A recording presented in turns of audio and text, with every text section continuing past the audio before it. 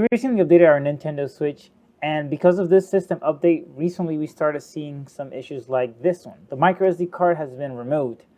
And the weird thing is that we have never touched our microSD card. And the thing is that this console, we use it as a digital console, which means that we purchase and download games from the Nintendo eShop.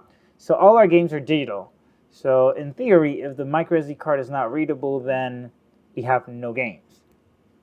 We have never dropped the Nintendo Switch, and we keep on seeing this issue. After restarting the Nintendo Switch, we started seeing another error message, which is error code 2002-2096, which states that it is unable to access the microSD card. Again, pretty weird.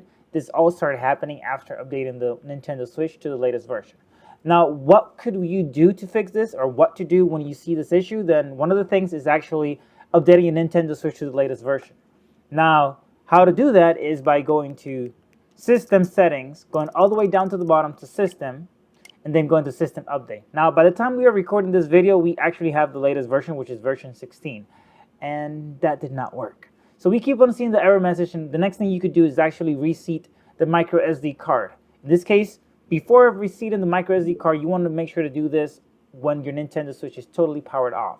If you do remove the microSD card when the Nintendo Switch is on, you could probably corrupt all your files and make it even worse. So for that, you want to hold down the power button until you have the power options. And then from here, you want to choose power options and choose turn off.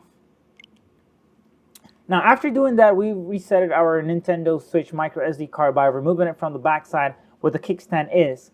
And you want to make sure to probably blow or clean up the area, because either dust or debris can affect the connection or interrupt the connection of your microSD card, causing these kind of issues. Now, if you do have the same problem, the third option is to actually format your microSD card, but you might lose all your data that is located there. So if you want to learn how to do this and back up your data without losing it, go ahead and watch the video up here.